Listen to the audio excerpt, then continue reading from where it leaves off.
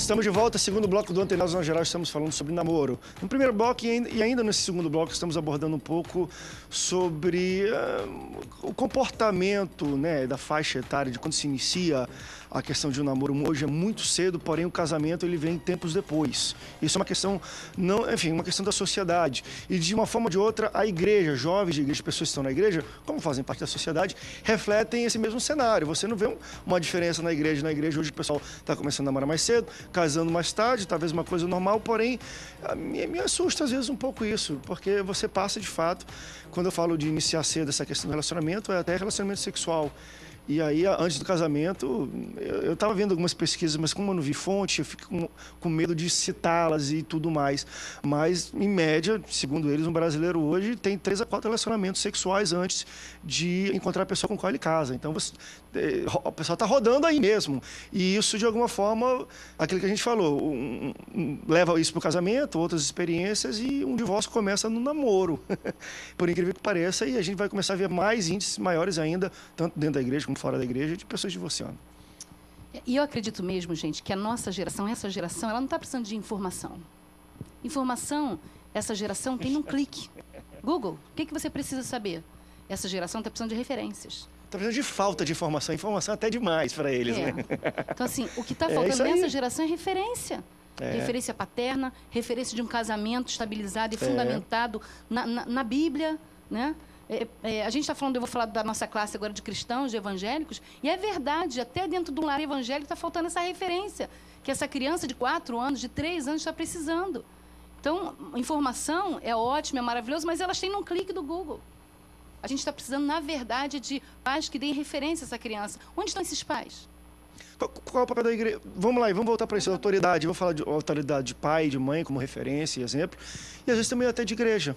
Se a gente pega estatísticas, estatísticas de jovens que têm sexo antes do casamento, e existem pesquisas, principalmente nos Estados Unidos, quanto a isso, é quase que, enfim, né, a estatística que vai subindo, né, muitos jovens antes dos 20 anos já fizeram sexo, dentro e fora da igreja é quase igual. A igreja é um pouquinho ainda mais reprimida, mas é quase igual, e a questão da subida dessa estatística é meio que exata.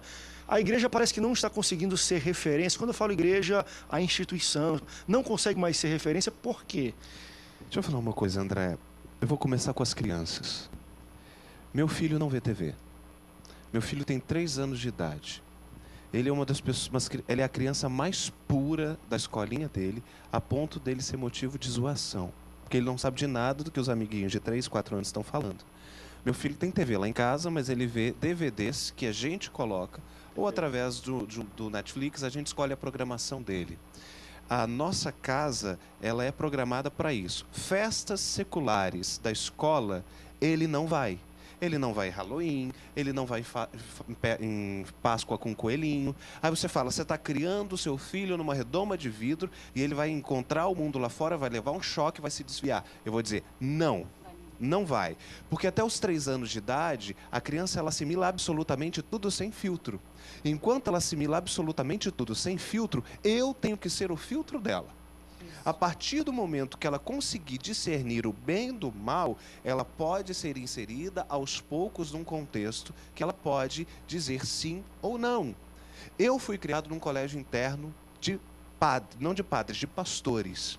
Passava o dia inteiro, tinha hinos, tinha oração e não sei o quê. E eu louvo a Deus pela minha criação ter sido isso. Quando eu fui lançado fora, depois da 4ª série, que na minha época era primário, né? Que eu fui colocado numa escola pública normal, que eu levei um choque, realmente, eu levei um choque. Mas o meu princípio, eu tinha temor a Deus. A partir do momento que eu tenho temor a Deus e a minha família continua me criando nos caminhos do Senhor, eu não vou desviar. Então eu vou continuar achando que namorar por namorar é errado. Sexo por sexo é errado. Só pode ser depois do casamento. São princípios. Mas hoje a gente joga as nossas crianças numa escola que não tem princípio nenhum. É a mesma coisa que eu colocar minha ovelha para o lobo cuidar. É verdade. Não, mas é interessante também o Felipe passar esses dados para a gente, porque a gente conversa às vezes com líderes de jovens e tudo, sobre essa até pergunta, eu falei, poxa, será que a gente não está conseguindo referenciar ou ser referência de jovens e tudo? Mas às vezes a gente tem que notar que você quer ser referência de alguém com 17 anos, já está muito tarde. Porque ele conseguiu o que é referência certo ou errado, o que é bom ou legal, quando ele tinha 3, 4, 5 anos. Então está aí muito, não é nem papel tanto assim da igreja, mas dos pais da mãe poder apontar a flecha. A Bíblia fala. Para onde você está apontando essa flecha e solta essa flecha, né? Enquanto ele não tem filtro, porque depois com 20 anos para querer readequar ele a referências, meu amigo. Eu falo da minha igreja local, os pais lá gostam demais de mim, mas eles não gostam demais de mim por mim. Eles gostam demais de mim porque os filhos deles de 10, 11, 12 anos, todos os retiros de pré-adolescentes, eu tô junto. Aqueles pré-adolescentes são apaixonados por mim. Os pais falam, cara, o que você faz?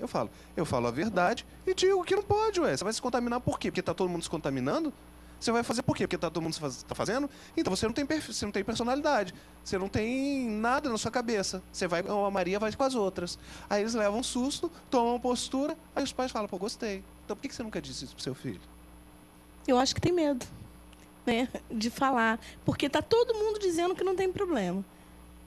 Como é que eu vou falar se eu também já vivi tudo aquilo e não sou referência? Eu louvo a Deus porque no Brasil está levantando pessoas que estão tendo coragem de falar, olha, tem que fazer assim, tem que ser desse jeito. Né? Porque por muitas vezes eu já tive vergonha de falar em determinado lugar que eu era virgem. Né? Porque todo mundo achava aquilo errado. Era quase um Por crime. eu ter casado, eu casei com 33 anos, né? E casei virgem. Por quê? Eu fui para a Espanha, já passei um mês na Espanha. Eu estava lá do outro lado do mundo, não podia fazer, ninguém estava me vendo. Mas eu tinha a minha consciência com Deus. O meu temor a Deus é que me fazia permanecer dentro do que eu acreditava, né? Então, nós precisamos mesmo, graças a Deus, louvo a Deus, porque hoje Deus realmente está levantando uma voz, falando, ó, é assim, é desse jeito, várias vozes, na verdade, está se levantando outras, e eu louvo a Deus por isso. Mas nós precisamos sim falar, gente. Falar, olha, namoro não é assim, jovens, não faça isso. A Bíblia diz assim, ó, sempre eu falo isso para os jovens, a Bíblia diz, não erreis, de Deus não se zomba. Tudo que o homem semear, isso também se fará. Se você semeia maldição na sua área sexual, é nela que você vai colher. Então, se você quer ser feliz, quer ter um casamento feliz, abençoado, uma vida abençoada, não faz na hora errada. Espera o tempo de Deus, né, que é bem melhor.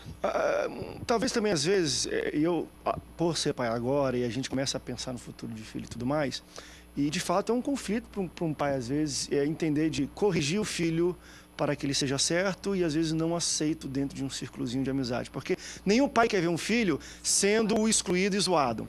É muito difícil para um pai falar, tá vendo lá, não sei o que, sentinho, e ele não se encaixa. Você quer, mais do que talvez querer que seu filho seja certo, a gente quer que ele seja aceito. E, às vezes, a gente cai dentro dessas contradições. Poxa, então, eu vou deixar passar isso aqui, porque senão ele vai ser zombado. O que é pior? E cai em erro. O futuro, né? Exato. Princípios por benefícios.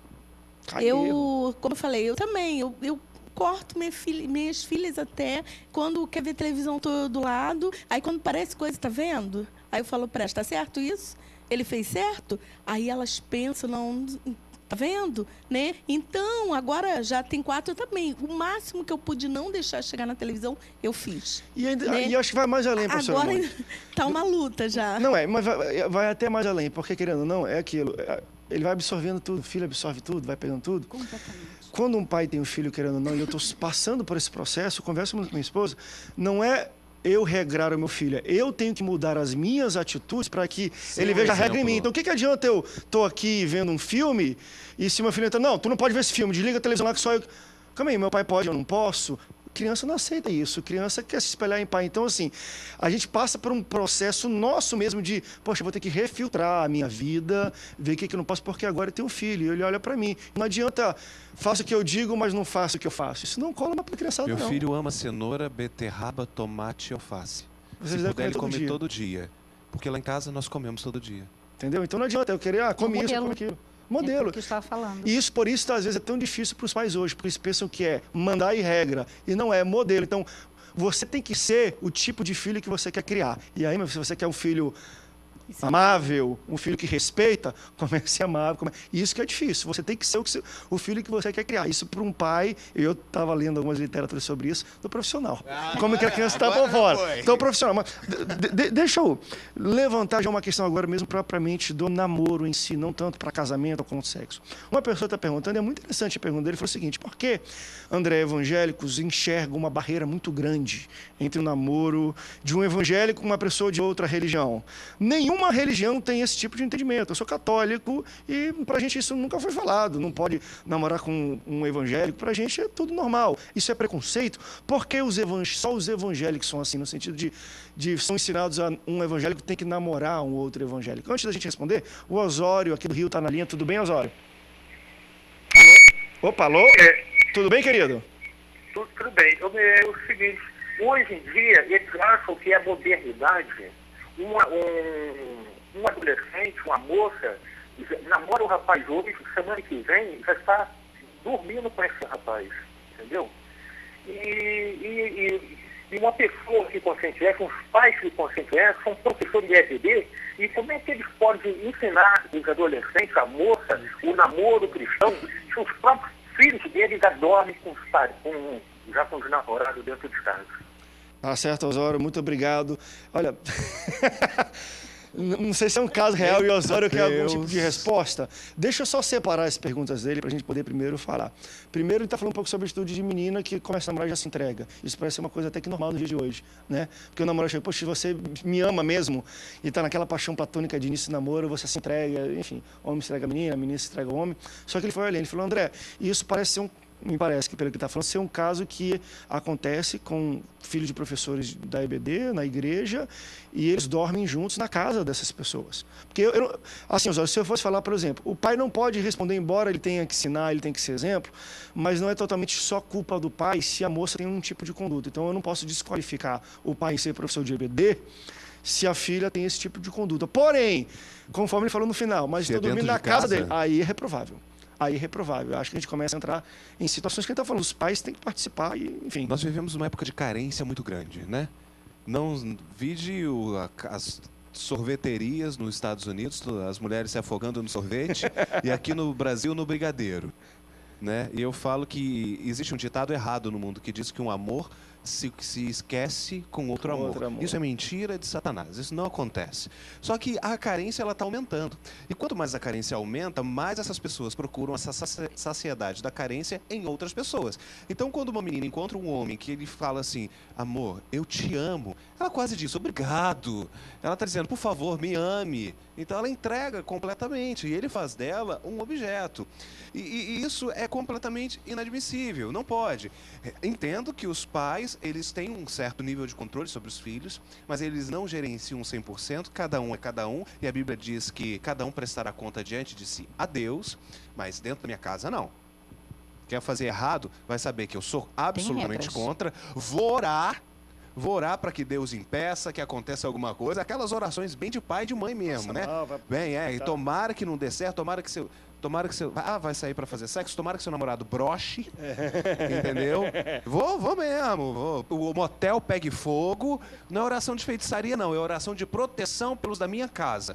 E vou dobrar meu joelho para que Deus livre. Mas se acontecer, dentro da minha casa, não. Dentro da minha casa é respeito, porque o dia que se decepcionar lá fora, tem que entender que aqui é abrigo e aqui é um lugar do caminho do Senhor. Vamos para o intervalo, depois a gente volta para falar um pouco sobre esse caso e a da minha pergunta, que é a questão do julgo desigual, um crente namorar uma pessoa de uma outra religião e segundo ele falou, olha, eu nunca vi isso, eu sou de outra religião e não existe essa barreira. Por que os evangélicos têm esse pensamento? É preconceito? É cuidado? Vamos para o intervalo, daqui a pouco a gente volta.